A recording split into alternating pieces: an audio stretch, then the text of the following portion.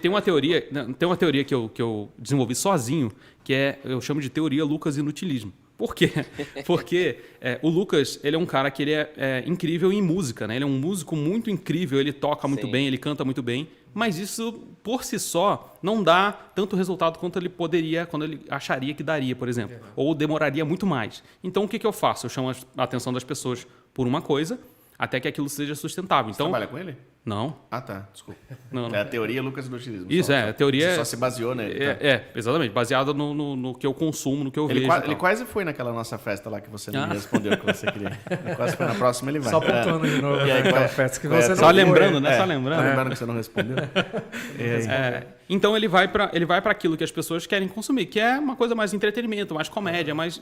Beleza. Uma vez aquilo formado, uma vez que as pessoas sabem e aquilo é sustentável para mim, eu posso começar aos poucos a inserir aquilo que eu gosto. Então, vai entrando aquela parte de comédia dele, as pessoas se gostando e o YouTube entregando e tudo mais, aí no meio ele bota um vídeo de música. Minha playlist de funk dele tocando.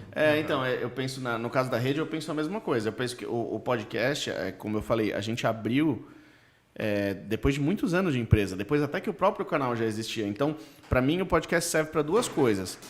Sempre para...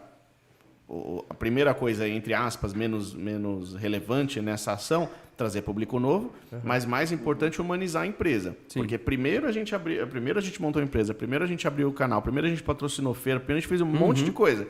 Só que agora quem está por trás da rede? Então a gente fez isso justamente para se aproximar com os seres humanos que estão se conectando a gente. Se a gente tivesse feito separado, talvez o podcast tivesse até números melhores. Só que a conexão estaria mais distante dos outros vídeos, né? Sim, porque é difícil a gente fazer associação direta entre um canal e outro. Exatamente. Então, você sabe que são aqueles caras legais lá, que chamam empreendedores para falar no podcast. Aí, por acaso, você abre um vídeo da Rede Liz e fala... é o mesmo cara lá, poxa vida lá, nem sabia. Lá.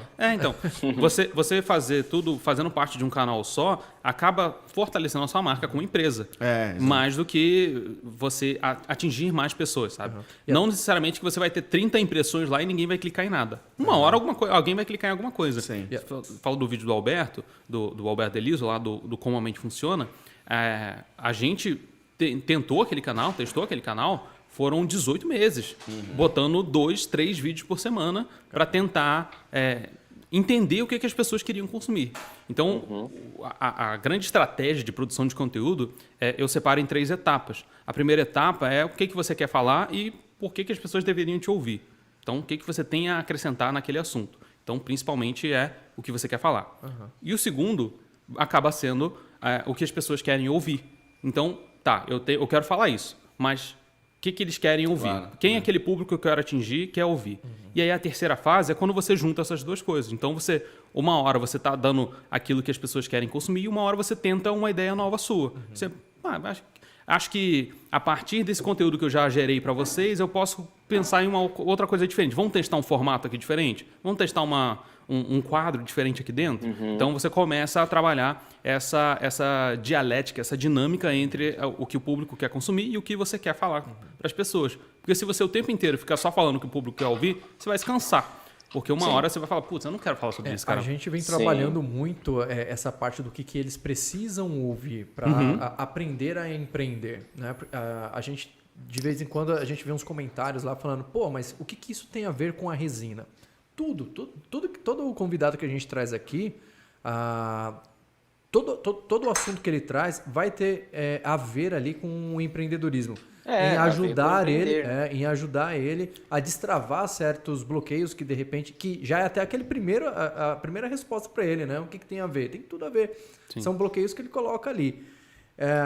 Até respondendo o que o Bedu tinha perguntado ali para você também, se foi legal ter criado um podcast, né, dentro deste canal. Se você pegar aí o celular, Bedu, e ver os comentários, você vai ver que tem gente ali falando que tá vendo esse podcast e tá dizendo que a gente já estimulou essa pessoa a criar conteúdo, né, para o público dela. Né? Então isso é importantíssimo. Esse podcast ele vem mostrando para o pessoal o quanto é importante você aparecer, você vir aqui também, pegar essas informações, aplicar ali para microempreendedor ali da resineira, e até pessoas já bem mais formadas, né, que acompanham a gente também para pegar ideias novas. Sabe o que eu acho legal? Assim, você falou dos comentários. É interessante a gente ficar atento aos comentários porque eles querem dizer alguma coisa pra gente. Então, se talvez eles não entendem, se talvez as pessoas não entendam, fala, putz, mas o que isso tem a ver com resina? E você sabe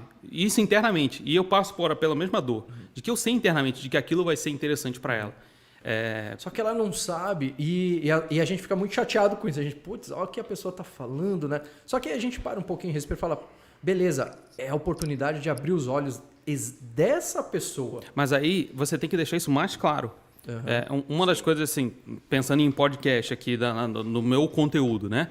Eu falo de podcast, então, eu falo da importância de você pensar numa pauta, sei lá, um exemplo aqui aleatório. É importante você pensar numa pauta de que tem o início, meio e fim, que você vai conduzir o seu ouvinte a uma experiência específica.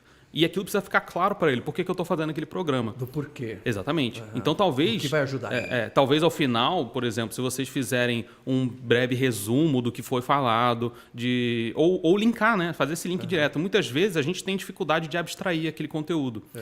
Eu vejo isso. Eu vejo isso no Instagram. O Instagram é uma rede que me cansa muito. Porque ela é muito repetitiva. Você precisa repetir muito as coisas o tempo inteiro, todos os dias. Eu vejo todo dia assim, eu abro pouco o Instagram, mas todo dia os mesmos memes de animal.